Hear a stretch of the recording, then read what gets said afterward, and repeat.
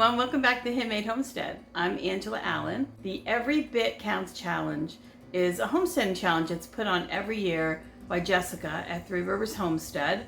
And the challenge is to put a little bit away every single day. At the end of the month, you have a pretty full pantry with foods to carry you through until the next growing season.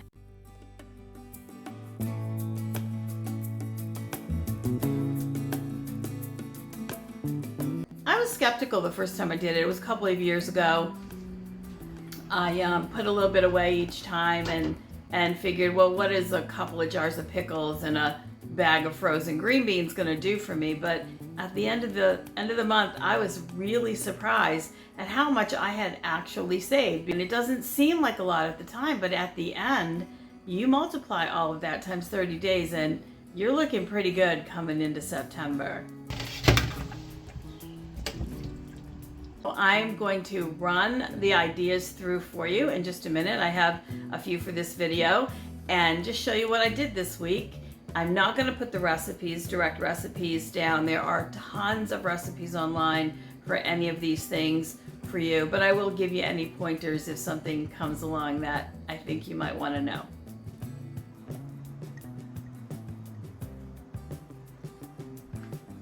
I want to mention my shirt if I can. This is a message to my BFF, my best friend in the whole world, my absolute heart sister, is a woman named CJ, and I'll keep her last name private for her privacy, but we've been friends since we were in our early 20s. This shirt, these cactuses, has a special meaning to her and I. She and I both have a very similar shirt. She in fact gifted me this shirt, so I wanted to wear it on video and give her a shout out. One or two, especially one super close best friend makes a difference in your life, and it will your whole life. So thanks to CJ, love you so much, and I'm wearing this for you today. All right, well, let's go. I'm gonna get these green beans snapped. Sitting here like a lady of luxury watching YouTube. One of my favorite YouTube channels, The Gathering Basket Homestead. I love them. If you guys don't know of them, check those ladies out. They're awesome. Half of these green beans are destined for the dehydrator. The other half will end up in freezer bags for future meals. That's going to be my first installment on the Every Bit Counts Challenge for week number 3. In fact, this week I'm going to do a lot of dehydrating. You're going to see that coming up in just a minute.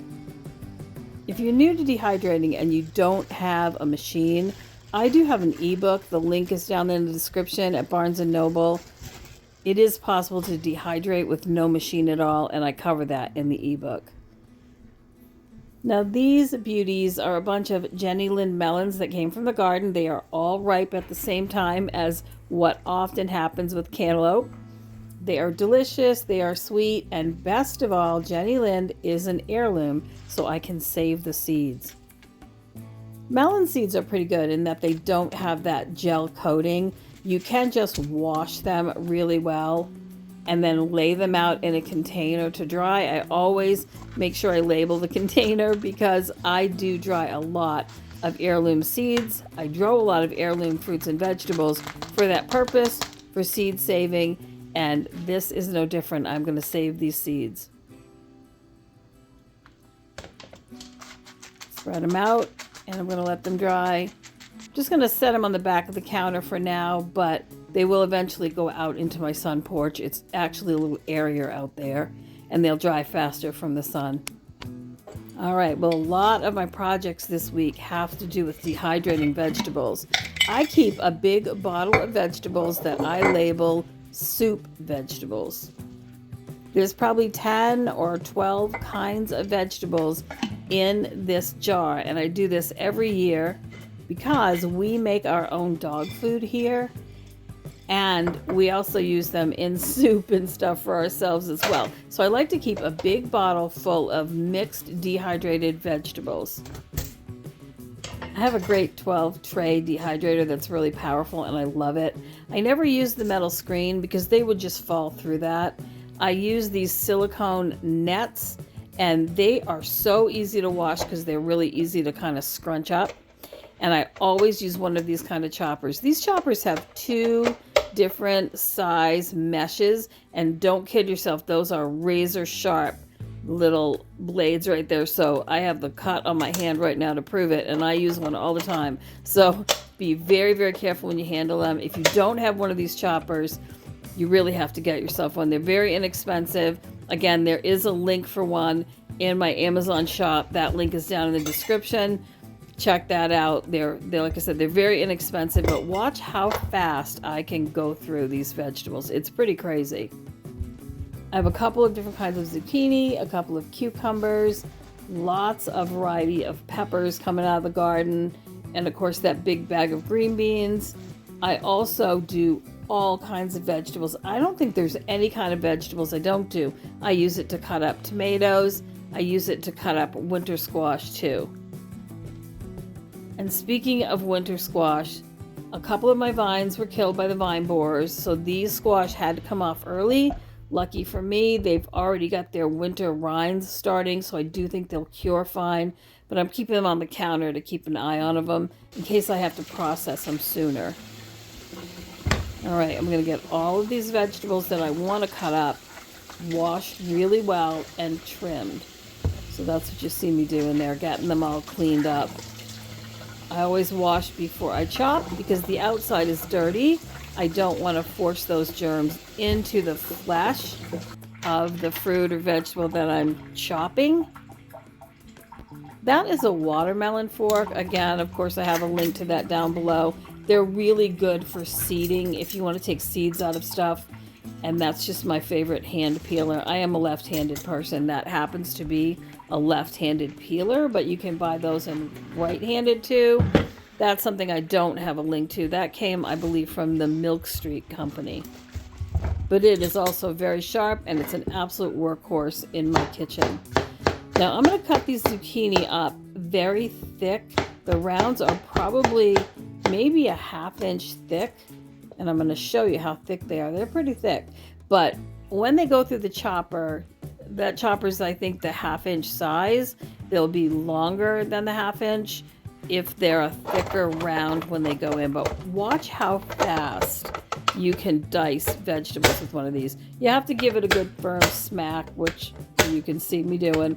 But look at that. In a matter of a few seconds, I can chop up 2 really big zucchini, and they're just perfect even dices. You can't ask for more than that when you're doing dehydrating.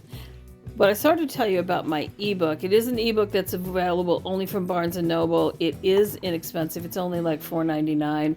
But it covers how to dehydrate without a machine and with a machine.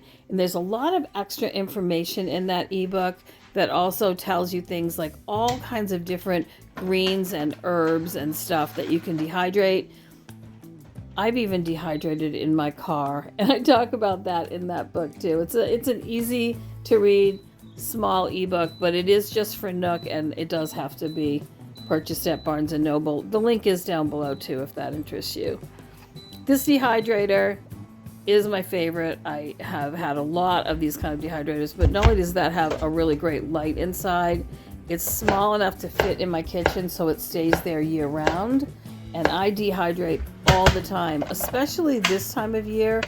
In the summer when it's super humid, I try not to dehydrate too much because it just makes the machine work too hard. But once it gets past mid-August, the air is drier and I can dehydrate much faster without overheating the machine. The particular machine I use does have a bigger motor in it, and it does have 2 fans, so it dries a lot faster, and there's no risk of leaving it running for more than 24 hours. Some dehydrators don't do well if you leave them running more than 24 hours. The thermostats can have problems, but this machine has been great. And again, that's a link that I have in the Amazon cart too. And I don't mean to push that, it just happens to be the equipment that I use, and people ask me about it. And I'm just kind of heading that off by telling you where you can find information about them. So I'm gonna load up my trays. Now I started chopping these green beans on the smaller 1/4 inch screen, and I'm gonna show you the difference because it makes a difference in how they dry too.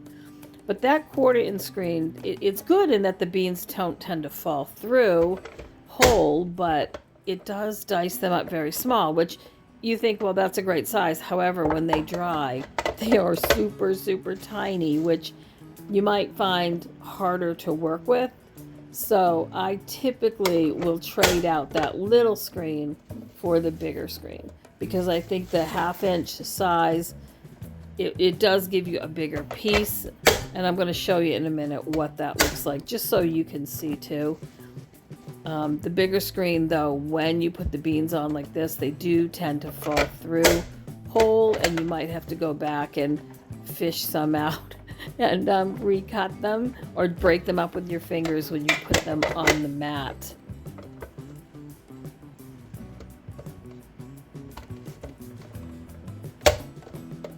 Here, I'm going to change that out so you can see the difference in the cut sizes. These little choppers are so handy. I think this is the 3rd or 4th one that I've owned, and it's really because I just beat them so hard. I will put everything through them, even really hard things like squash and that, you know, that can take a lot of pressure on that little plastic. But you can see the difference between the bigger pieces and then the little tiny pieces. And when those bigger pieces dry, they're still quite small. One of the things I love about dehydrating fruits and vegetables is when you dehydrate them, they lose that water, they lose their size. Where freeze drying stuff, I mean, you definitely get a different texture to it, and it does hold its shape and its size, but it is harder to store when it holds its size. The shelf life of freeze-dried foods does last a lot longer than dehydrated. I mean, you can probably get 10 or 20 years or more out of freeze-dried food, where dehydrated, you really want to use that within a couple of years. This is my solution for dealing with the really small carrots that come out of the garden. I separate out the bigger ones. Those are already put away safely, tucked into my refrigerator for as long as they last. But these little tiny nub ones, I don't like to throw them away. A carrot is a carrot. It's still edible. They still taste great. I trim the tails and I trim the tops, and I just put them through the chopper, and then I put those little cubes right on the dehydrator. And believe it or not, those little cubes are going to dry up super tiny, which again gives me a great storage ability for all of those carrots, and none of them go to waste. So there, it's fully loaded. I never run the dehydrator unless it's fully loaded. So I fully loaded it. It's going to take about 24 hours in this weather on a lower heat. I use a lower heat, 125, 95, somewhere around there, on purpose because I don't want to cook the vegetables. I want to keep as much nutrition as possible in them. So I use as low a heat setting as I can. I'd rather cook them longer at a lower temperature. So all the rest of the vegetables, these peppers, some celery, some other stuff that I've already got out, cucumbers, there were more of those too. Those are all going to get chopped up. Since I already have the chopper out and dirty, I'm going to use it to its advantage. I'm going to chop all this stuff up, get it in some bags, and store it in the fridge. When the stuff that's currently on the dehydrator is done, I will swap this out onto those empty trays and dehydrate it tomorrow. And just so you know, this celery, I know there's some yellow leaves in there. That is to be expected. This celery is called golden celery or golden boy celery. So that just happens to be the color of it. I do prefer the Utah strain, which is all green and gives you nice big stalks with lots of leaves and is very prolific. But when I went to buy celery this year, this is what was available to me. I couldn't find the other one for seed, and this was just fine, but I didn't think the stalks were as big. I didn't think the flavor was as fantastic, but that's fine. It's completely usable. It tastes fine, tastes like celery. So that will get dehydrated too, and I'll have that to use through the winter. So these will go straight in the fridge until tomorrow.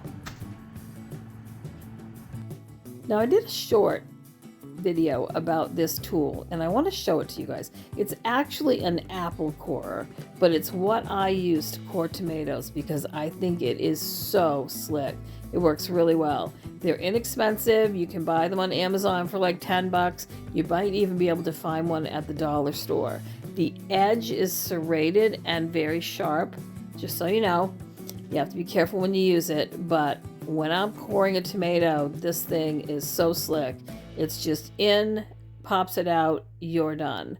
Now, if you've got a tomato that has a really big core, and I'm going to open this so you can see, there's just one little piece I missed right there. You can see it, takes it right out. But if you've got a really big core in a tomato, you might have to do it a couple of times, but most of the tomatoes that I use, I really just need to do that once. You can see there's another one on the cutting board I had just done. These are Jetstar tomatoes. If you've never grown them, give them a try. They taste delicious. They're not overly watery. They'll make good sauce. They have a great flavor, and they are blemish-free. They are not heirloom, though, so you'll have to buy seeds every time. And I try to stick with heirloom, but boy, I tried these and fell for them. I think it was Living Traditions Homestead. I heard them first talking about them and gave them a try, and boy, oh boy, I do like them. So those are going to be turned into a batch of roasted salsa. I made this last week and we ate 3 jars of it. So I made 4 more jars today. I'm not sure if I'm going to put 3 of the jars away, water bath can them and put them away. To be honest, we've been eating it so fast, I think I might have to keep that out and use it now. But I do plan to make some for my pantry shelves soon. I mean, and y'all know I have enough tomatoes for that. This recipe for this roasted salsa is Jess over at Roots and Refuge Farms. It is her recipe. It's not one of the approved recipes that you can find out there for salsa. So if you're a new canner, you might want to stick with that, but this is super delicious. All right, so these are the next day, the dehydrated vegetables coming out of the dehydrator. You can see how small they become. And this is where those sheets come in handy because I can just lift the sheet up and dump them in a bowl. It's so much easier and less of a mess in the kitchen. Those are zucchini, and I think those were a yellow squash right there. But you'll see that they're that all of those vegetables dehydrated down to just a very small amount. There is some green beans in there as well. If you find this helpful at all, please don't forget to like and subscribe and comment. I love your comments. I read them all. I respond to everyone that I can. I love this community, and I so appreciate all of you and the time that you take to participate here with me in our little community too. It's really helpful. And I so appreciate your support. You have no idea how much that means to me. Makes it all worthwhile. There's my soup vegetables bottle. You can see it's looking sad and lonely. And I am going to dump these right in there and get it filled back up. And this is only one refill. I will be doing a whole bunch more of bags of this to put aside in my long-term storage downstairs. So as this bottle empties throughout the fall and the winter, I can just continue to refill it with more dried vegetables. I put every mixture that I can think of in there. And I will continue to dehydrate vegetables and add them throughout the season. Every little bit that I get, I dehydrate just to keep that mixture as varied as I can. My dogs really love the variety. It keeps them healthy, and so do Mike and I. It's really so easy to grab a handful and throw it in soup. Well, thank you very much for joining me today while we worked on some more projects for the Every Bit Counts Challenge for the month of August. Please leave me a like, share, and comment below. I would love to know if you're doing the challenge too. Please tag me in it. I would love to see what you're coming up with, what you're putting on your pantry, because I can always use some more ideas.